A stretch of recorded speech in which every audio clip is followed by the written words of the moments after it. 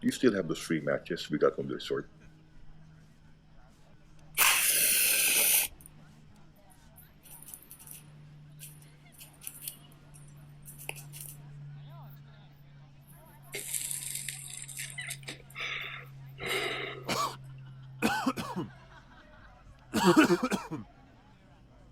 By the way, Jasper will be out on 6. No, he brought his car, so I thought, instead of commuting to Manswick, which will take us roughly 4 GP rides, or to avoid being scammed if we ride the cab, is it okay if we can wait for him? We can just contribute to the gas fare. But knowing Jasper, we can just tell him some new malicious gossips from my office instead of paying cash. So you're good? No problem, bro. I can wait. Cool. Since we still have an hour and a quarter to kill, I have a story to tell you. And for a change, this is somewhat or intended to be creepy. So instead of telling you of the usual circulating gossips of who's being or recently boned, that updated locker room info is reserved for Jasper. I have a brief chit chat with our office guard yesterday. Spent my 1 hour lunch break listening to his story, though I'm not that sure if this is true or just collated bullshit testimonies. I don't want to be rude, and as a gesture of respect, since he's obviously a senior, I gave him the liberty to tell his tale. After lighting another cig, Mike proceeded with her security guard story.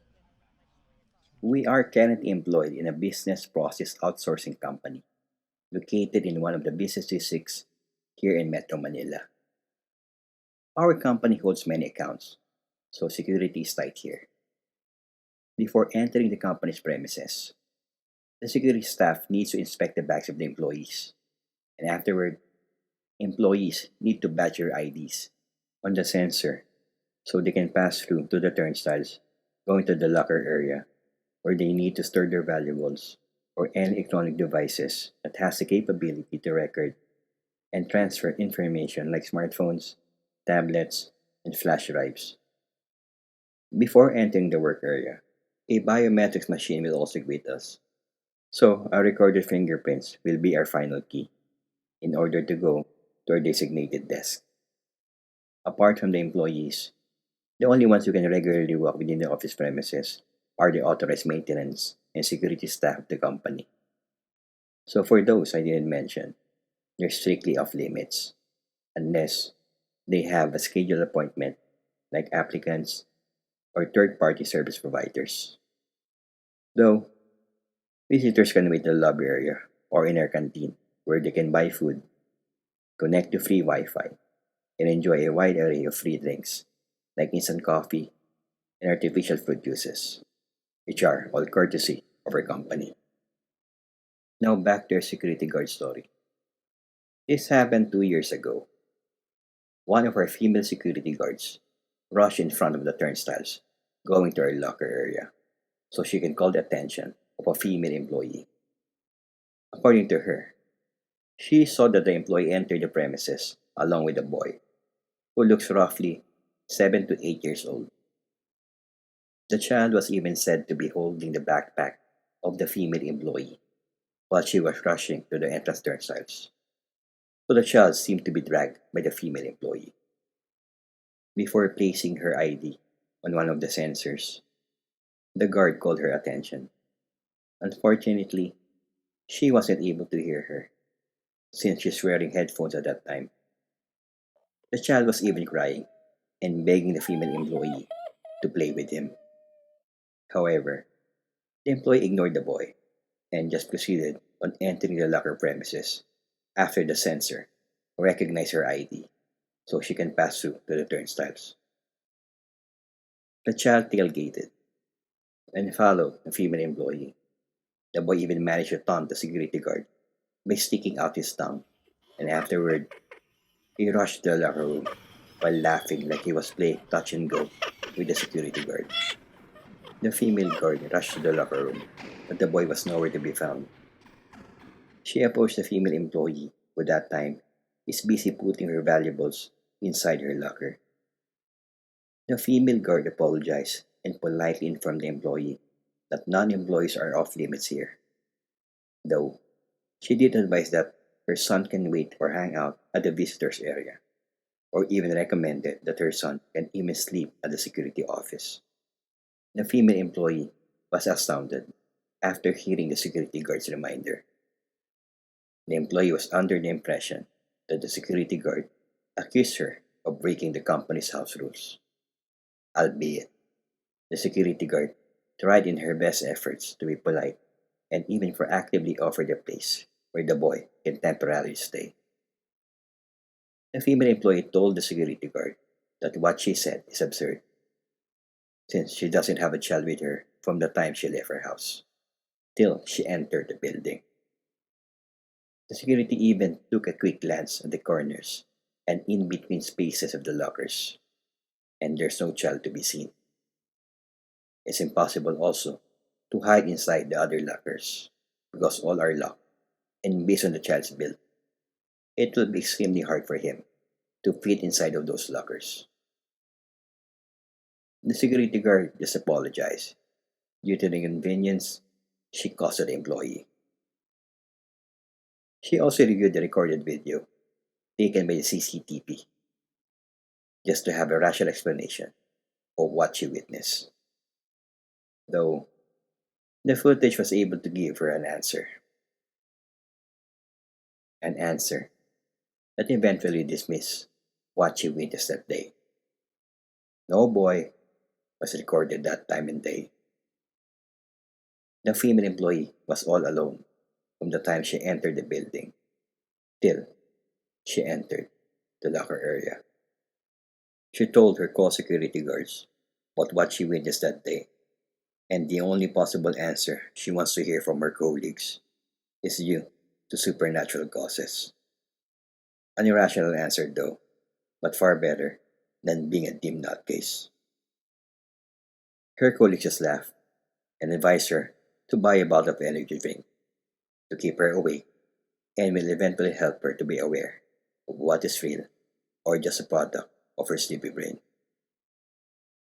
She was told that the female employee had just returned from her bereavement leave due to her child's recent passing. She felt a slight chill after hearing this and told her colleagues that the boy she saw may possibly be the ghost of the female employee's son. However, her colleague just laughed and dismissed her assumption since the female employee's child was a 13-year-old girl.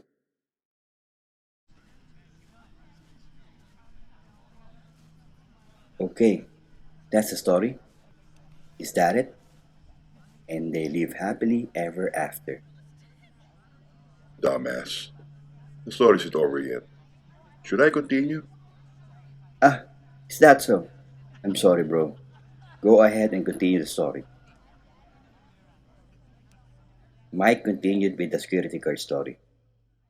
A month after the lady security guard saw something, the management sought her assistance for the company's annual spot audit that usually includes random checks of the employees' lockers.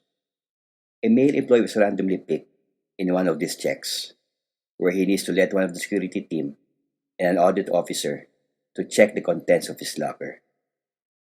He unlocked and opened his locker so the lady security guard can look at its contents. The security guard didn't find any unusual or printed business related information inside the employee's locker. The employee was about to close his locker until the guard stopped him because of an old photo posted behind the locker door.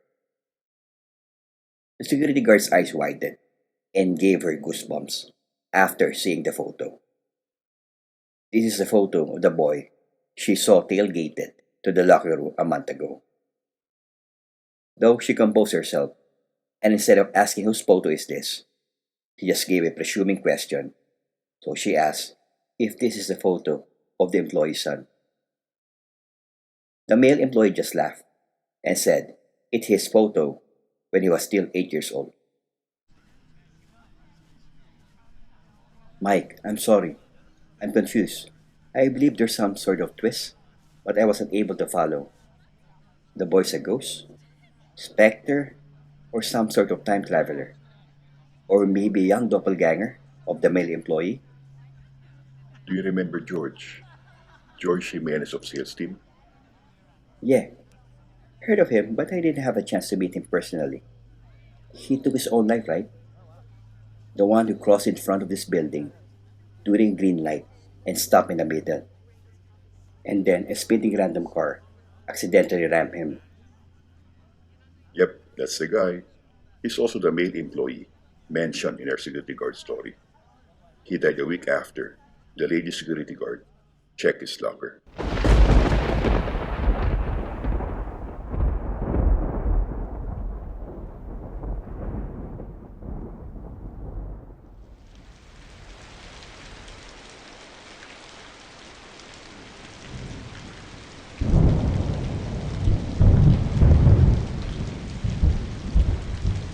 Dude, I just need to go to the third floor restroom.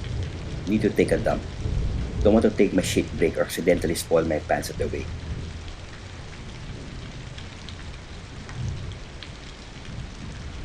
I will be going to the funeral chapel later this day, along with Mike and Jasper, to attend and pay our respects to our beloved and recently departed colleague, Maan. Maan died a week ago, and her sudden death is another reason to deem that this is an unfortunate or probably a curse year due to a series of unfortunate events that transpired just this year. The first recipient of this misfortune was Gordon of IT, robbed and stabbed to death by crack sniffing thieves while waiting for a public passenger jeepney just at the back of our office during ungodly hours. Kuya Rolly, a veteran employee, icon, elder, and considered as an institution of the company, and sad to say, an obvious candidate of heart attack due to his diet accompanied by a pack of cigarettes per day. Just on the first working day of this year, while he's taking a leak at the ground floor restroom, at the snap, he suddenly collapsed and had a hard bump at the back of his head. And just recently, the unexpected passing or ruled suicide of Maan. Maan was 22 years old. We remember her as a person with a good demeanor, no bad vices, a diligent and hardworking colleague.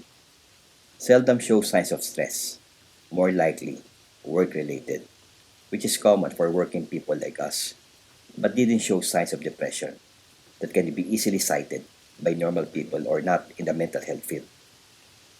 Didn't disclose any personal problems to her close friends, may it be related to her family, finances, nor confess any actions that she regretfully did, nor she was in an abusive relationship, as far as we know. To sum it up, she was a normal person like us, doing her usual job, experienced problems that were common to an average working person. So it's a big shock for us and an answered question why she took her life.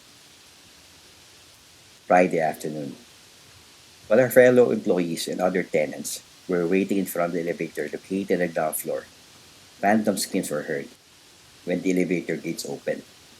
Man stayed down on the floor while her left wrist was bleeding. She was rushed to a nearby hospital, but their best efforts weren't able to revive Maan.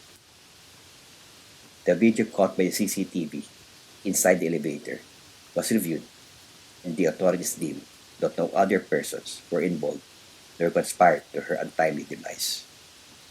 Visible evidence showed that after Man came alone inside the elevator from the 15th floor, she took a box cutter from her bag, and just like that, she took her life by slashing her wrist.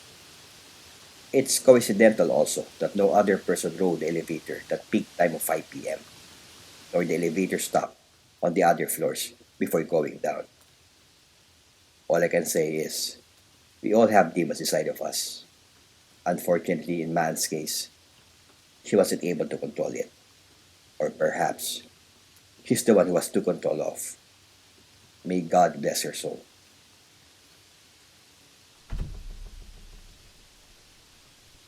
The third floor restroom is my preferred place to take a dump. This restroom is visibly clean compared to other restrooms here in the building. And all toilet bowls here are equipped with a bidet, so it's easier and the best way to thoroughly clean your ass. And of course, like I said earlier, an employee died inside the restroom located in the ground floor.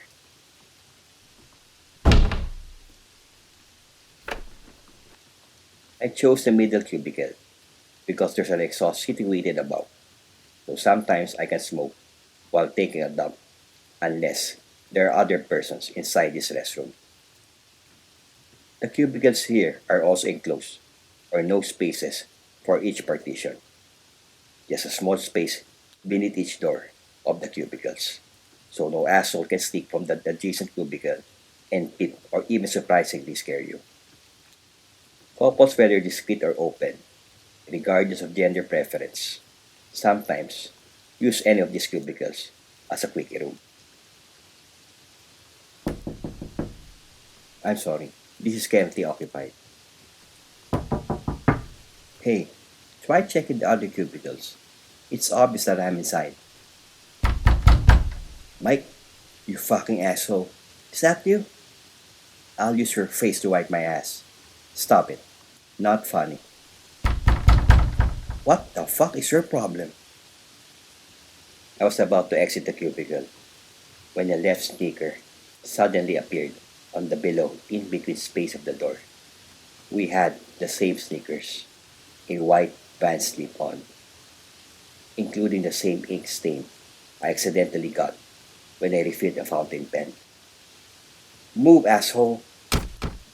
I am about to open the door again, even though someone is blocking me or preventing me to exit the cubicle. What the fuck is your fucking problem? Shit! What the? Suddenly, a right hand came inside. It slipped from beneath the doorway space, and then it immediately held the bottom hem of my pants. I swayed my left leg, and after the hand released its grip, I immediately stood on top of the toilet bowl. Though it continued to sway like it's finding something to grab, I felt that my body hair stood when I noticed that we both had the same tattoo, ink on the dorsal part of the hand. These are the initials of my father, in Old English font. The only difference is that my tattoo was ink on my left hand.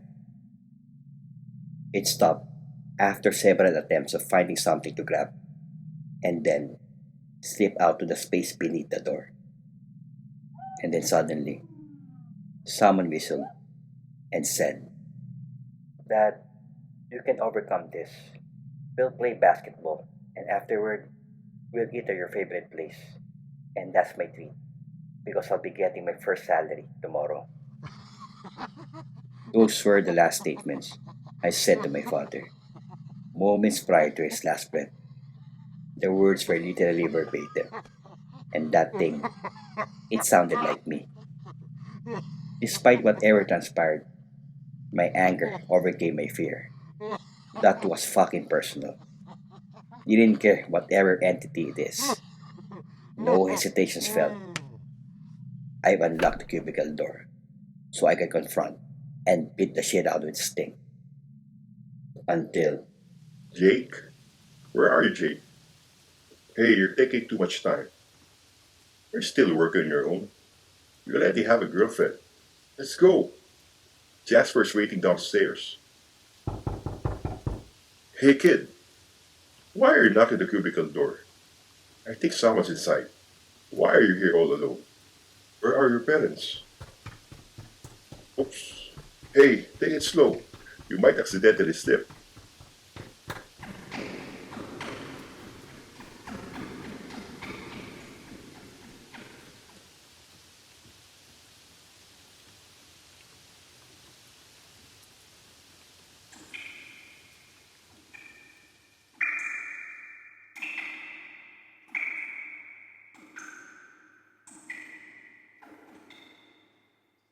we were able to go to my aunt's wake, and after we paid our last respects, we went to our favorite bar.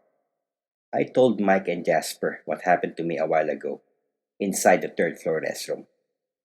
Mike just laughed and said, "If I'm on drugs." The one he saw who knocked on the cubicle door was a boy who looked roughly 8 to 9 years old. Moments after, I suddenly remembered something from the security guard story. I took out my tablet and scanned some saved pictures, and afterward, I showed Mike some of my pictures when I'm still a child. Mike was stunned and almost spit out the beer he just sipped after seeing a scanned photo of myself when I'm still 9 years old.